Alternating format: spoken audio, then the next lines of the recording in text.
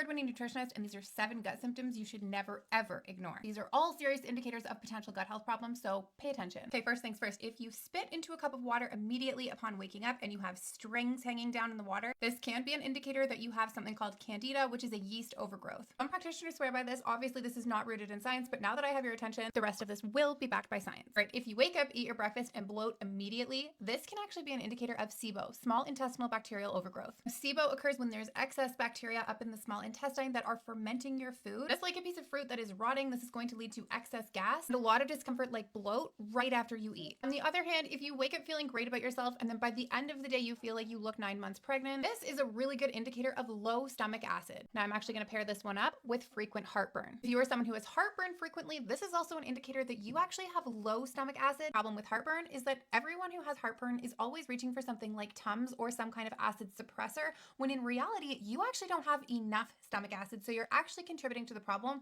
and making it worse long term. I highly recommend taking 2 teaspoons of apple cider vinegar first thing in the morning within 15 minutes of waking, mixed with some hot water. It will help to increase the amount of hydrochloric acid that you have in your body available to break down your food. Another sign not to ignore is stomach pain after eating. If you were like me once upon a time and you feel like everything you are eating is giving you a stomach ache, it's probably because you have leaky gut and are developing food sensitivities to the foods that you are eating. Food that you are eating is supposed to pass through into your bloodstream in tiny little micronutrient particles, but if you have leaky gut, then the holes in your gut, kind of like a sponge, are becoming much bigger, and so whole chunks of food are able to seep through. Say you eat a banana. A chunk of banana should not be ending up in your bloodstream. And since you have a really good, robust defense system, it's going to freak out, it's going to flag it, and it sure as hell is going to remember it for the next time that you eat it. The next time you eat it, your system is going to activate and it is going to cause some sort of symptom, often resulting in stomach pain, constipation, fatigue, bloating, alcohol, medication, processed foods, stress. These things are all going to continue to make these holes wider. My entire practice is helping people repair this gut lining, so trust me when I tell you that you cannot overcome these symptoms unless you work to repair your gut lining first. Back to candida overgrowth, if you have a white coating on your tongue, this is a really good sign that you do in fact have candida overgrowth. If you have this symptom, I'm willing to bet you also have constipation, some kind of acne, brain fog, food sensitivities, fatigue, and a whole lot of cravings for sugar. Also have lots of joint pain and serious mood swings or anxiety. Candida deserves a video all on its own. If this is something you're interested in, hit the like button and be sure to let me know in the comments. I just don't want to make videos you guys don't care about. Ozempic and birth control both contribute to this, so ladies, just be on the watch out. We're all out here striving for number 4 on the Bristol stool chart. This is perfect. This tells you that you have optimal digestion and not too much to be worried about in terms of the bowel movement department. And finally, if you are having a type 1 or a type 2 here, these are telling me that there is probably some kind of dehydration going on. There is something going on in the gut for sure. And these can be related to an overgrowth of candida. This could be related to low stomach acid. This is also a problem that needs to be addressed because if we don't eliminate the toxins that are in our body, then they are going to recirculate through our bloodstream. I don't care if you've been told that once or twice a week is your normal. This is a load of BS and you should be having one of these bad boys right here every single day. If you've got a gut health question, pop it into the comments. You guys know I try to answer everything.